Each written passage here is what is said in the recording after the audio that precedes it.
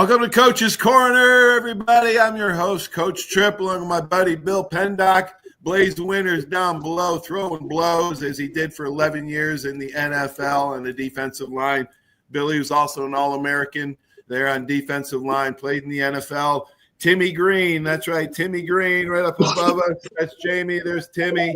Jamie Kimmel rounded out the four-wheel drive show. So this is a tribute to you guys and your great teams that you had and your great coaches that you have. You know, here on Coach's Corner, we try to inspire and educate the mind to think, the heart to feel, and the body to act. That's right. This show is brought to you by Hill Kelly Dodge, and we're thankful for all our sponsors. Guys, what's going on? There's 6 inches of snow here in Pensacola, Florida. Nobody knows what to do. The roads are all closed. We don't have any plows, nothing. It's crazy. Terrible. It's just terrible. I feel bad for you two guys, really. I really do. It's so full of bullshit. It's so bullshit. It's such a bullshitter, huh? The sarcasm was thick right there, wasn't it? It was so bad it made me almost fall over on Billy. You know, it's only 5 below here, but I really feel bad for you guys. You know? Oh, That's why we moved to Florida, to get away from that, Billy. I hope it warms up for you. yeah. Blaze has got gloves on. Right. He's got gloves on, and he's in Orlando. Hey, did you get any snow in Orlando? Oh man, no, I'm in Palm Coast, and no, it's just above us a little bit. Jacksonville should have a few flurries, but we're about. I mean, really, that's what we used to get. We're what, at 35 or 32. Now we got hurricanes. Now we got hurricanes and snowstorms to deal with. Terrible. Yeah, we have a little bit of everything down here in Florida for sure. Yeah. Oh my gosh, folks, we're going to talk about recruiting today. That's a segment subject, and these two guys here that I'm talking with were heavily recruited, as was Timmy Green. I don't know about Jamie, but you guys were heavily recruited. There's a lot of changes going on in recruiting now. We'll talk about some of those, but we'll talk about how there's no more walk-ons. There's less scholarship offers for high school, NIL and portal changes. What has that done? Just so many changes going on in recruiting. But let's start from the beginning. Recruiting is about building relationships and everything. Billy, I want to start with you because you were probably the most heavily recruited out of us three. Timmy was probably even more recruited than you were. But talk about some of the stories or some of the things and we'll be straight up, man. We'll talk about the envelopes and all that stuff. We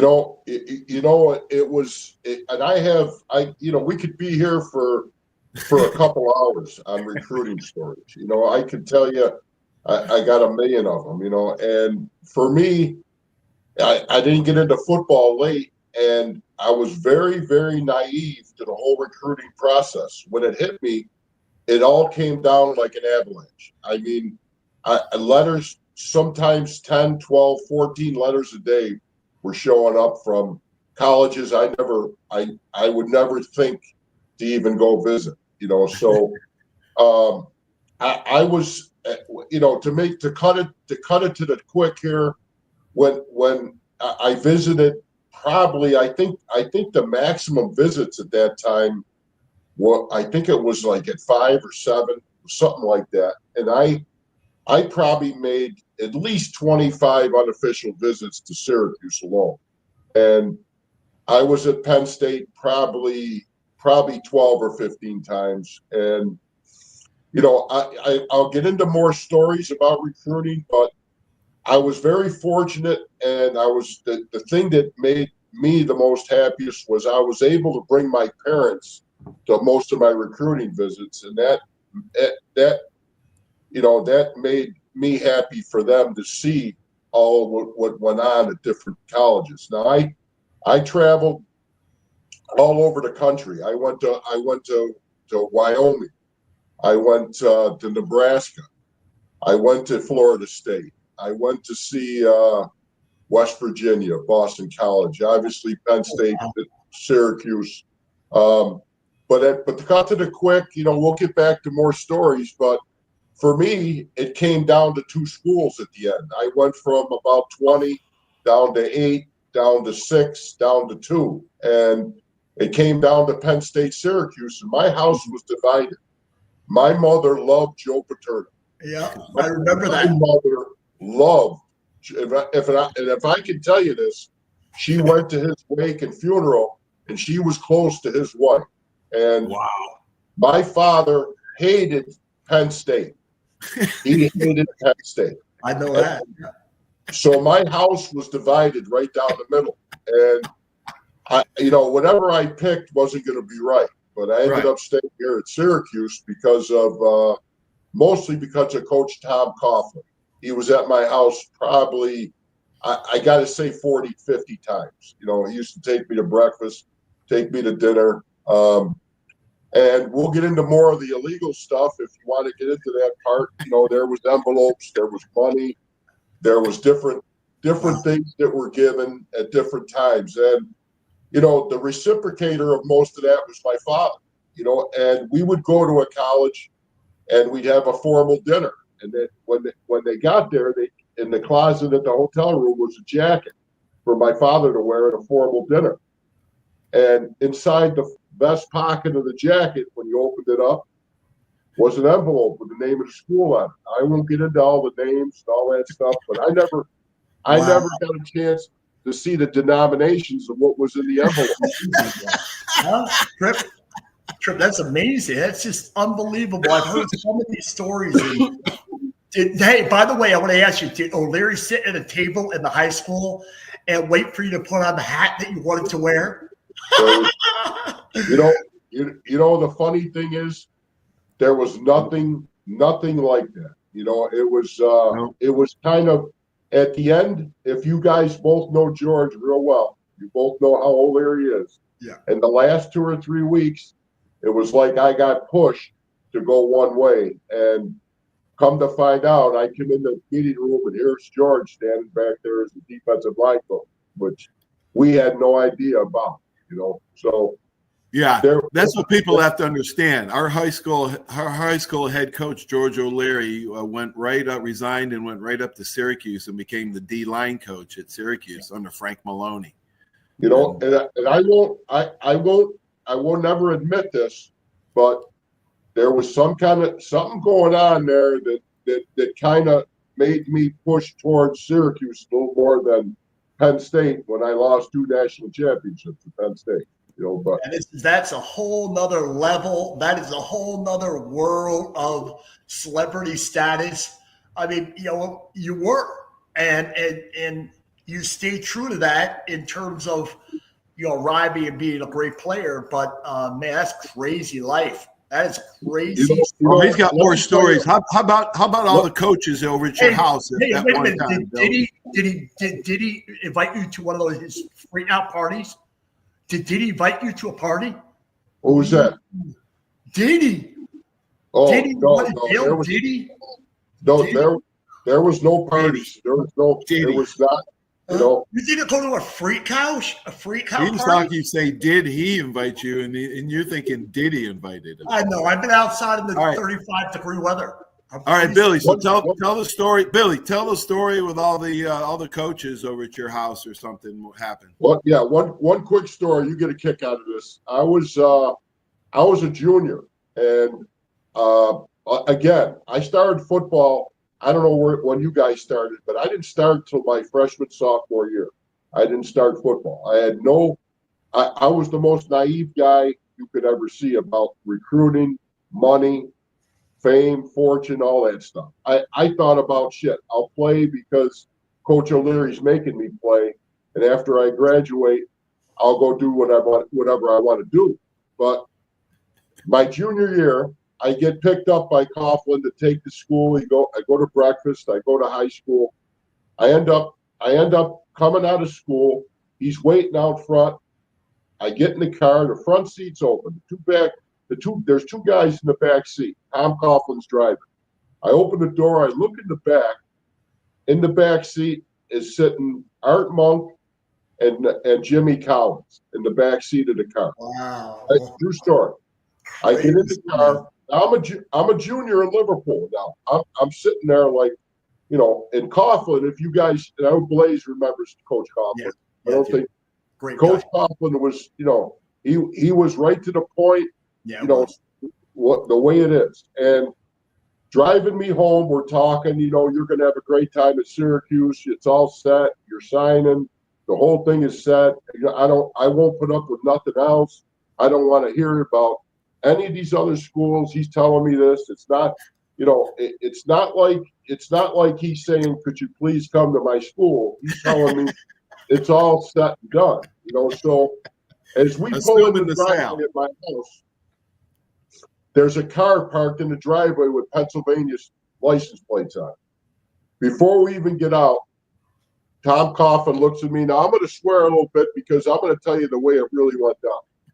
Tom Coughlin stops, puts his hand on my shoulder, looks me in the eye and goes, what the fuck is that car doing in this driveway, right? We get out.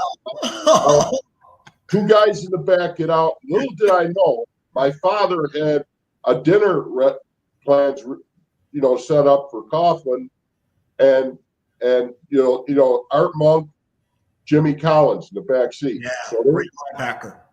Now you guys both been to my house. We walk into the garage.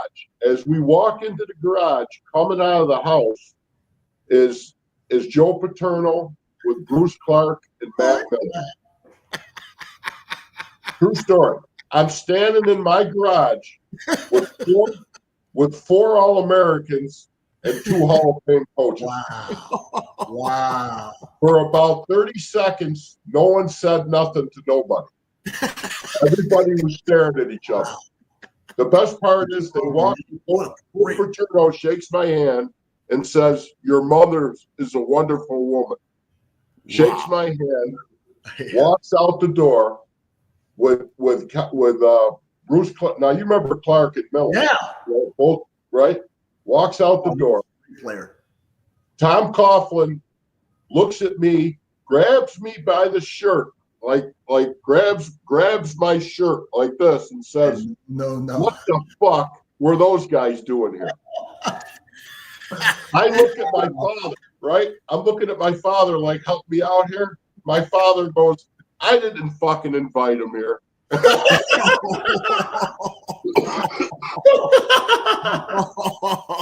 That is great story. My God. Paulie, the best part of the whole story is I had no clue. I couldn't tell you who Art Monk was, who Matt Millen was, right. Wow. Yeah.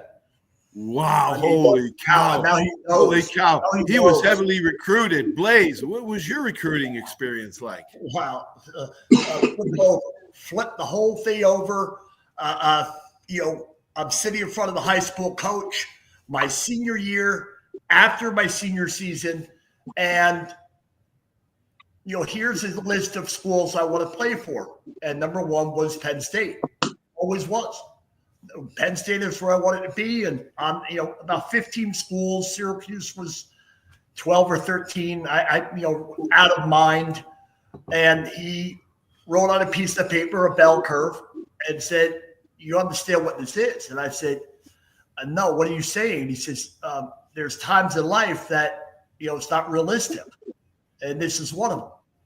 And I said, "Well, were you all area?" He interrupted my answer, and he said, were you all area? No. Were you MVP of the school? No.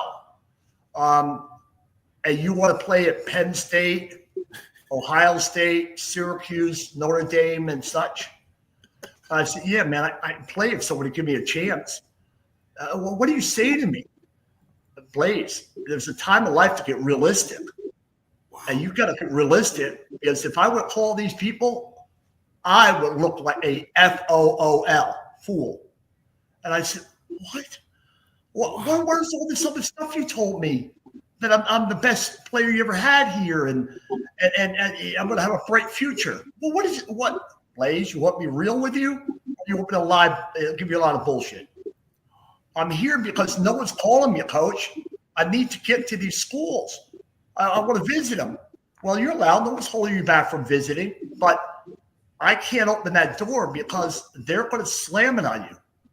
And if they slam it on you, they slam it on me. I said, Wow. What? So I left in tears, went home, sat in that chair in front of the TV.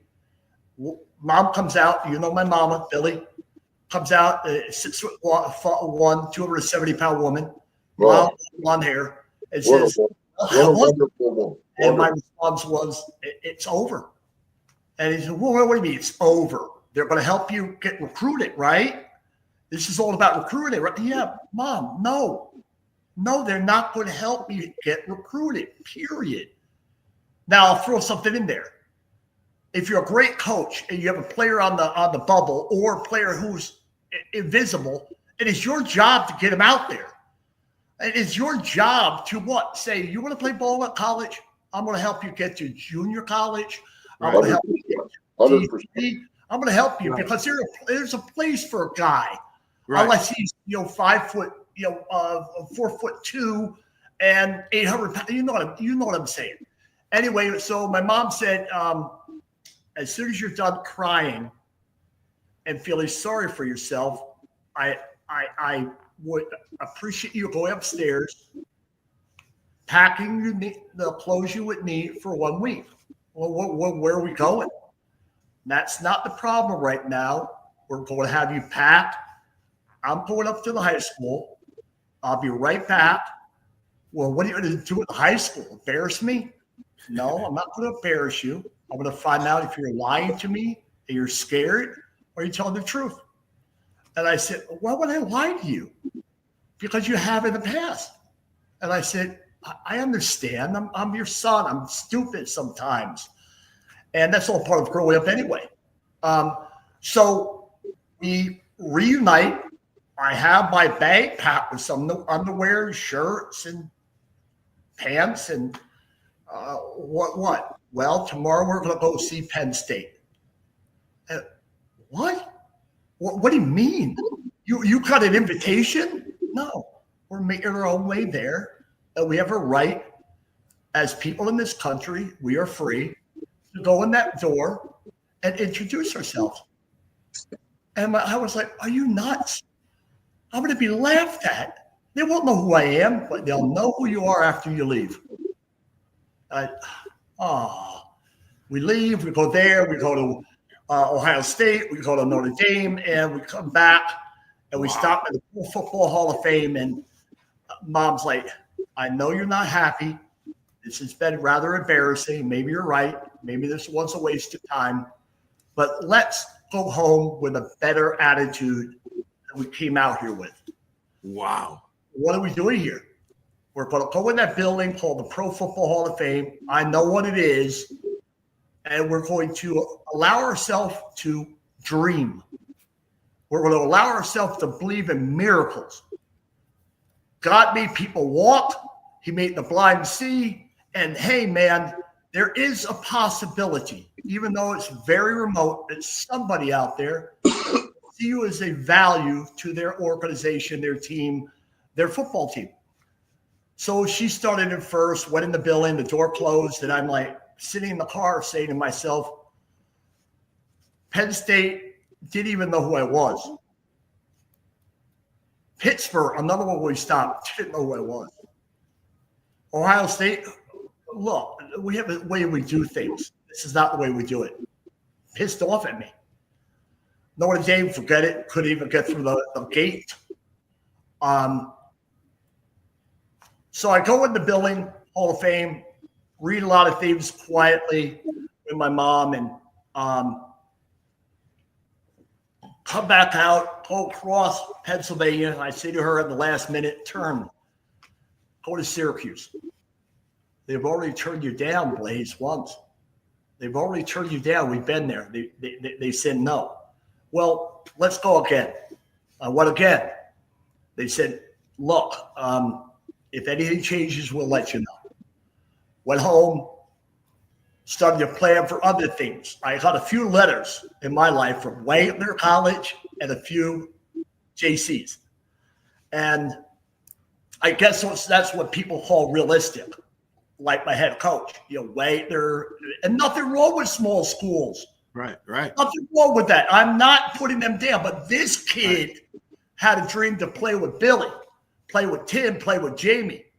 This kid saw, the Jamie wrestling champ states and saw Tim and saw, Billy Pendock. They don't even know it, but I saw these people throughout the state of New York. We're all New Yorkers, which is another story. So I plan on going somewhere else, and the phone rings and come up and take a visit. So I go up for a visit to Syracuse for a third time. I remember when we ate in that chow hall, and I remember they're calling me in. I'm going to see, I think it was Jim Goodfellow. Remember him? The DC. Yep. And he calls me and he says, it sits me down. I'm really like, this is it. This is it. My dream is here. I got it, Mama. I got it. And my friend Michael Delapizzi is with me. I brought him. This is good stuff. God has a plan for me. And I sit there in front of him and he says, did you like the university? I've been here 3 times. I want to play here. I love this school. It's 3 hours from my home, and my family be here every week watching me. And, right now we don't have anything. You invited me up. It doesn't necessarily make me we have something. We're not going to BS you. We don't have anything, but we know who you are. You've been here 3 times.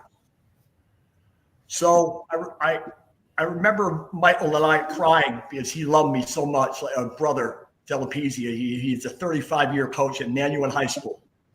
35-year high school coach, Nanuet High School. Little guy about this big, maybe 5'6", and he loved me to death. We played in the neighborhood around Grandma's house. And long story a little bit shorter, get home, and phone rings a few weeks later. Would you go for an invitation? We're inviting you to camp. So I'm in. You're not in completely, but we're going to invite you to camp. And so I'm on scholarship. No, please, just you're an invite.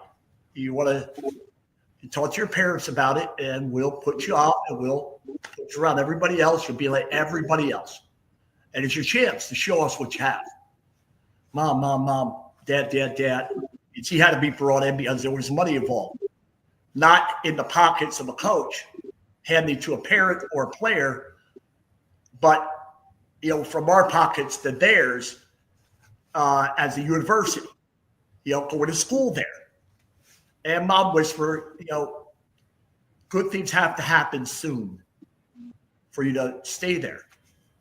And I'm not stupid. I said, I understand it's a lot of money. I'm going to earn something. And O'Leary fell in love with me, and Billy did, and Jamie and Tim and the boys that were around me. So I was very sincere about my efforts and my willingness to develop. And O'Leary sent me into Frank Maloney's office. I came out after being there for maybe a week and said, we're now on full ride. I remember just smiling, and I came out the door down the hall, and O'Leary's standing there. Did everything go all right? And I'm just smiling. And O'Leary has a great way of taking a smile off your face right away. And he says, so what do you think? Are you going to live up to the expectations? Yes, I am. I challenged you. Says, why don't you understand that the first thing you should be saying is thank you very much. And I said, oh, thank you. You understand you have something to prove to me. And I'm not going to let you down. I'm not. Wow. I know you Wow, won't. that's good. That's a story, huh? I never knew the story. I never knew the story either. I was wow. Hey, Billy, you had an amazing it was story. Rebound scholarship because one of the other guys probably decided, I want to college. This is too hard. You know how it is the first couple of weeks of camp. Well, how many weeks we have back then? That's quick. 2 weeks of camp in college. O'Leary leave. Thank God they left. Back. Open the door for me. O'Leary had your back quickly on that one. He's get a never turned scholarship his back. before you. Never. Yeah, From the point of even coaching with him. And He had did your he back. put gray hairs and throw my hair, hair coming out, Billy? Take your hat off. I mean, hell, man. George, you know what? George, Everybody. Hey, everybody's a little bit different, and it's an amazing story. Billy's way different than your story. Yes, it's beautiful. And my story. I'll tell my story about my recruiting now, and my story is a little bit different too. I was I played football since I was 5 years old. I had 3 older brothers. And so my dad was a sports nut. He started our youth basketball program and our youth football program in our community. My father did. He was just an unbelievable guy. But I was playing sports. I was playing hockey at 6 years old. I played all sorts of different sports and played football with my older brothers. And so I got to be, when I got to high school, I was playing as a sophomore in the varsity with Billy and Mark Berryhill. I was lucky. I got to play both ways. I had a ton of interceptions my senior year, and got to be first team All-State as a defensive back. And so I was thinking, I'm gonna pick my school where I'm going: Penn State, Pitt, Syracuse, Notre Dame. And I played basketball, and I was a golfer too. But I tried to run track my senior year because Syracuse, Tom Coughlin, the man you were talking about, took me and my father up to Syracuse. I don't think it was legal at the time, but he ran me in a couple 40-yard dashes, and he never told me the time. But he just wanted to keep that to himself, I guess. But I don't know. I looked at my father, and I guess the times weren't quick enough because the scholarship offers weren't coming. And, I started getting a lot of letters, ton of letters, but nobody offered me to even visit at one of their schools. Everybody backed off, and I'm not quite sure to this day why they all backed off. But I did get a call from this guy named Joe Riccardi. And Joe walked on at Alabama way back in the 60s, early 70s. And he told me about Bear Bryant, Coach Bryant. Alabama had just won back-to-back titles my junior and senior year in high school in 78 and 79. So he made a couple phone calls to Ken Donahue, and they called me up a couple times and invited me to come walk on down there. I didn't know where Alabama was on the map even. I knew it was somewhere down south, right? I had no idea.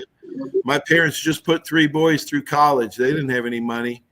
And I was thinking about playing basketball and football at a smaller school, University of Rochester, because I loved, all the sports. And they were actually paying me with Pell Grants, paying me to go to school there. But I did get a letter from Coach Bryant, and had bigger ambitions when I was that young. I didn't want to say when I was 50 years old, could I have made it in a big school if I had tried? Right. So I rejected the small school offer and went down to Tuscaloosa, and I got off the plane. I thought I was 8 miles from the sun, man. That's how hot it was. It was August 1980. Still some hot temperatures. So I get out there, and first, as soon as I open my mouth, man, I'm a Yankee. So everybody's making fun of me. And, first night, I'll tell you the first night I got there, this is kind of exemplifies what I walked into. I saw this little bar going to the dorm, and it was called the Noose. And I said, well, I go have a beer, somebody, right? I'm 18 years old. I'm old enough to drink. So I go in there, and I see a couple of huge guys, man. They were just at the bar, button heads, okay, blood running down their face. They were just hammered, and they could tell. Like I said, man, these guys are football players, So I go out to them, and I saw them in the bathroom, and I took a dip of Copenhagen. That was a bad thing because I got really sick that night. That I felt comfortable. I felt comfortable going into a bar. So I go out to the first day of varsity practice, and I'm thinking to myself, what the hell am I doing here? these guys were so fast and so strong. Yeah. That I couldn't believe the intensity. I couldn't believe the intensity and the Trip. focus. Imagine walking on the field and there's your nose guard that looks like that in that picture up there. And that guy, the two behind you, had chiseled brick stomachs with vein down their biceps. Both all-state wrestlers. And then you have this dude that is like, who the fuck is that? What am I doing here? What am I doing here? But they never treated him that way because your game changes as it did for you, Trip and Billy, when you're around people like me, as well as when I'm around people like you guys.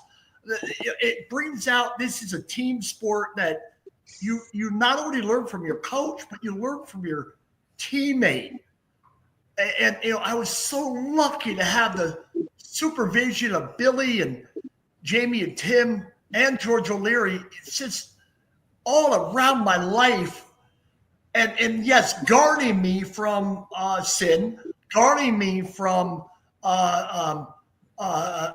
boredom, guarding me from being too extreme. Billy knew, and Blaze, you got to balance out your life, buddy.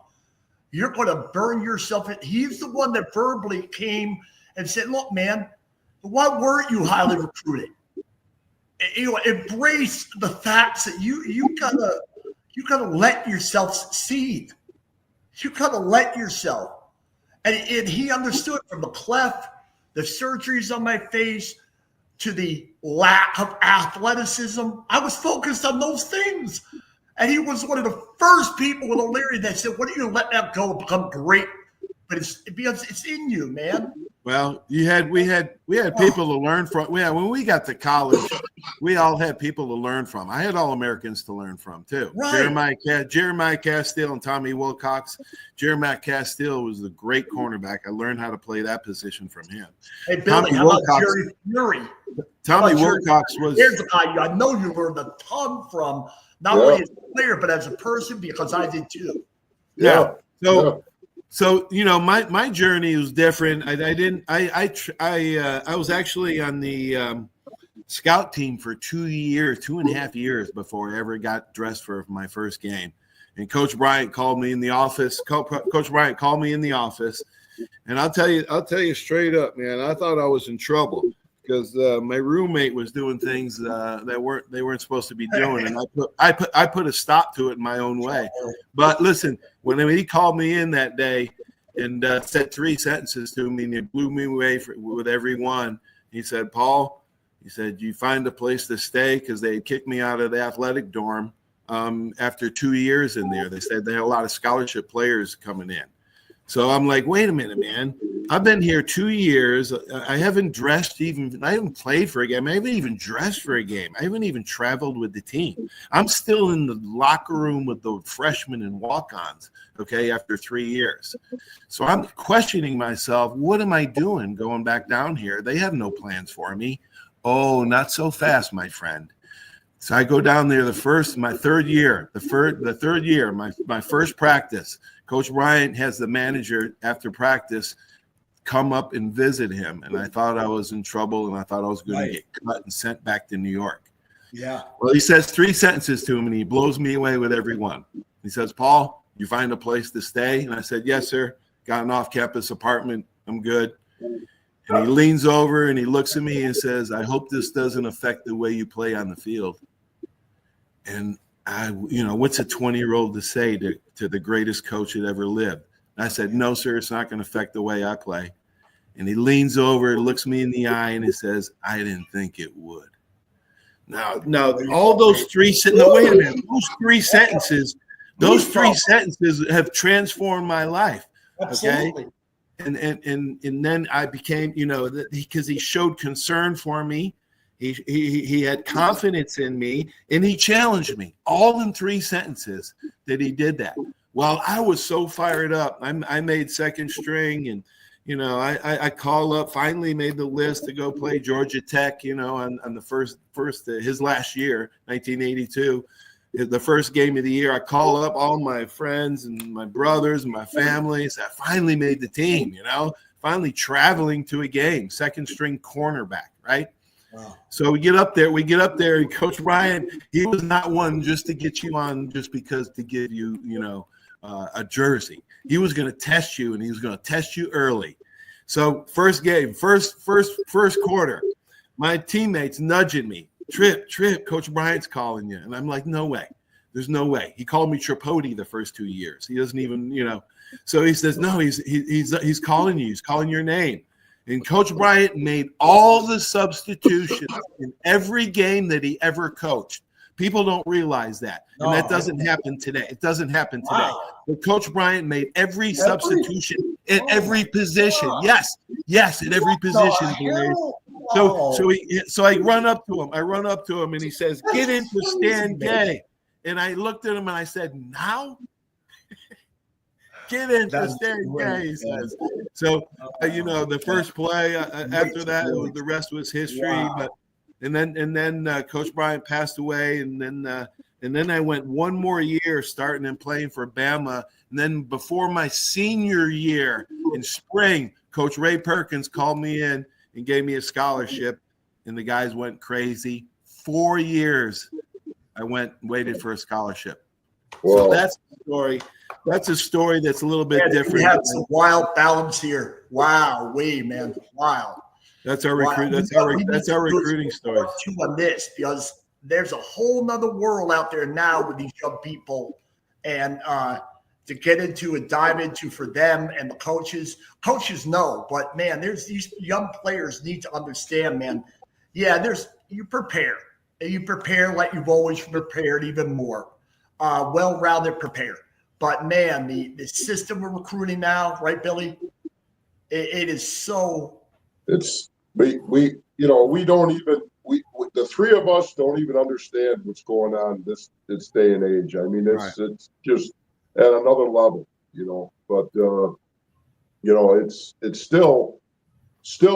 And I got to say this: I was there, and I think when Blaze told his story, it was something I never heard before. And I remember standing out in front of the physics building when I met Blaze the first time, and I'll never forget it.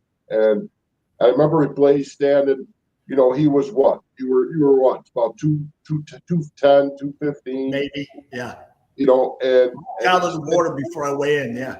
And he's standing off on his own, and he's not, he's not talking to nobody. He looks like he's pissed off because he's got a bad shake and everything. And I remember as I went over to him and I go, we're going to have something here.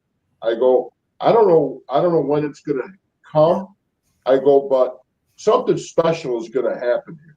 I go, you just gotta take it easy and just go with the ride.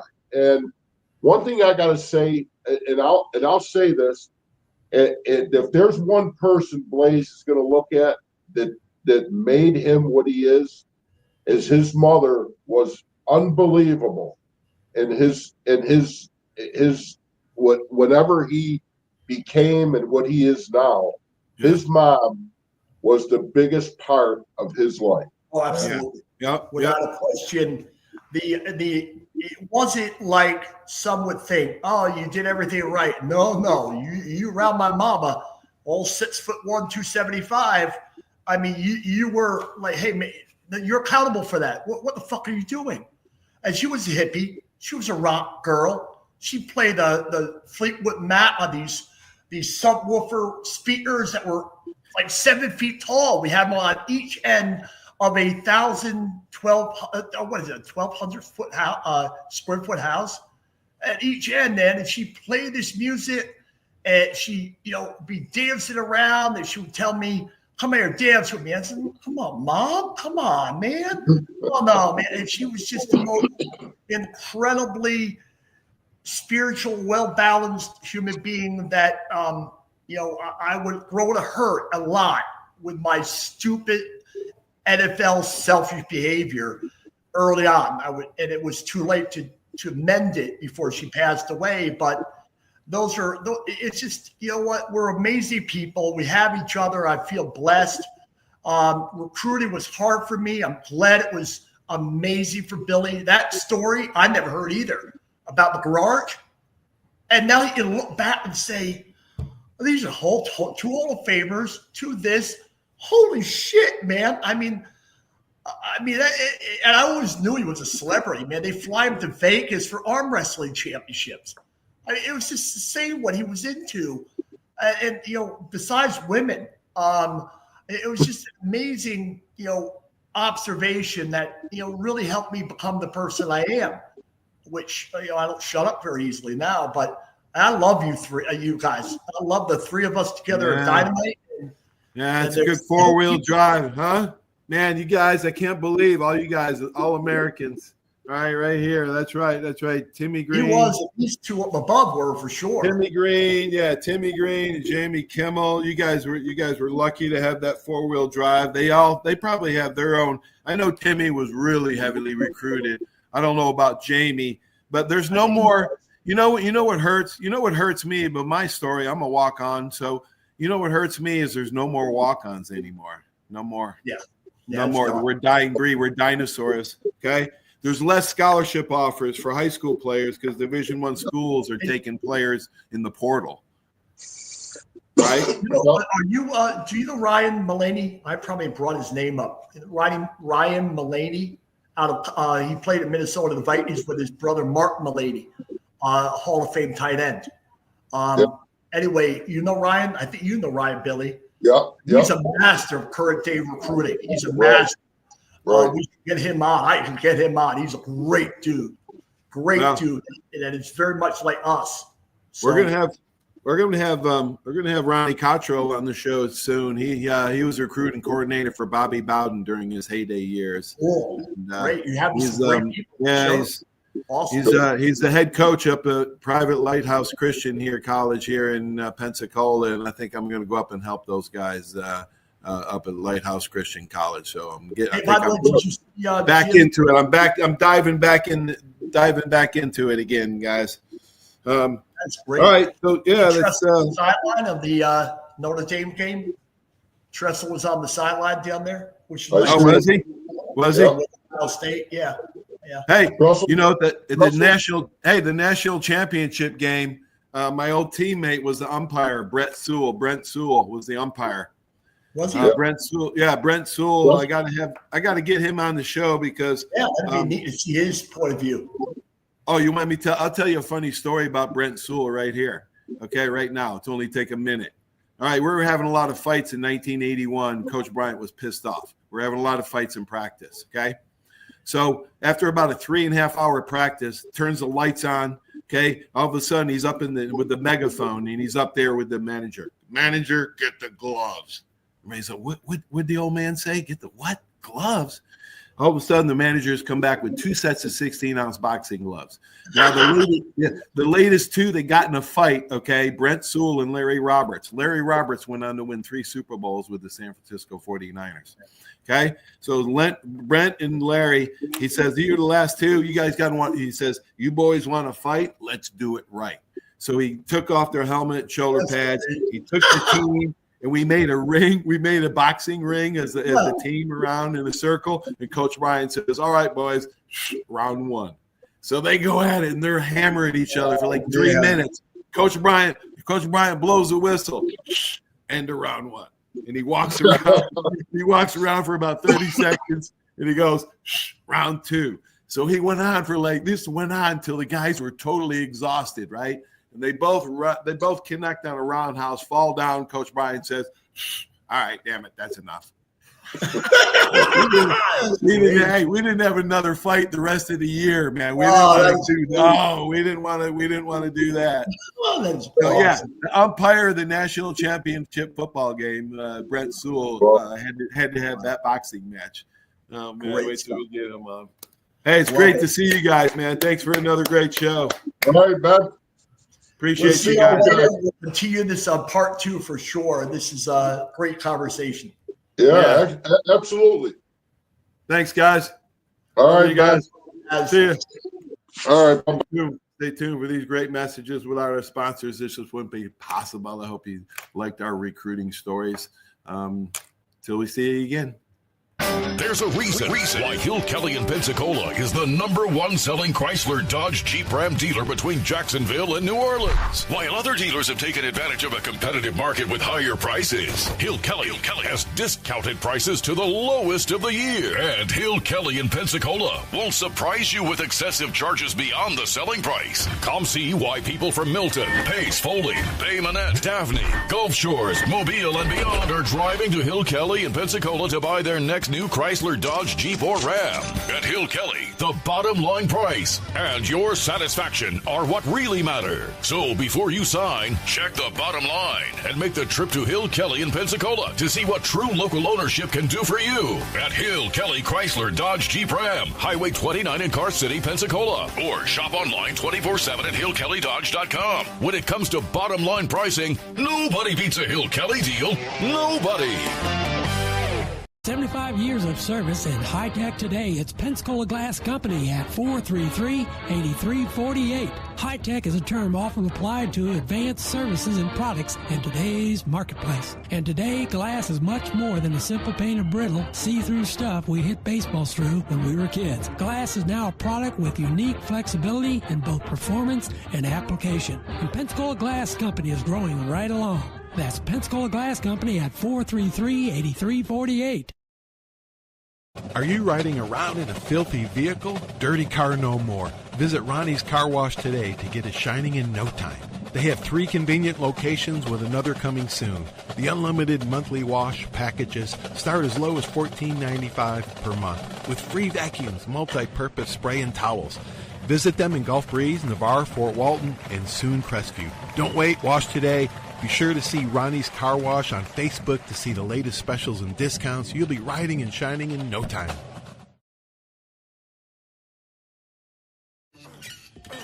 That's you trying to fix the plumbing yourself to save a few bucks. Doing things yourself doesn't always end well. The same goes for insurance. That's why Auto Owners works with local independent agents who tailor coverage to meet your needs and offer discounts for life, home, car, and business insurance. Because sometimes you need a professional to get the job done right. That's simple human sense. My name is Steve Reynolds. I'm the manager and owner of Cordova Lanes, and we help keep your mind out of the gutter. Cordova Lanes is part of the community of Pensacola. Being here for 43 years, we've entertained more people than any other bowling center in the city. We self-fund for a living. Cordova Lanes is located at 2111 Airport Boulevard in Pensacola, behind Cordova Mall. Come on out and see us at Cordova Lanes Bowling Center. Thank you.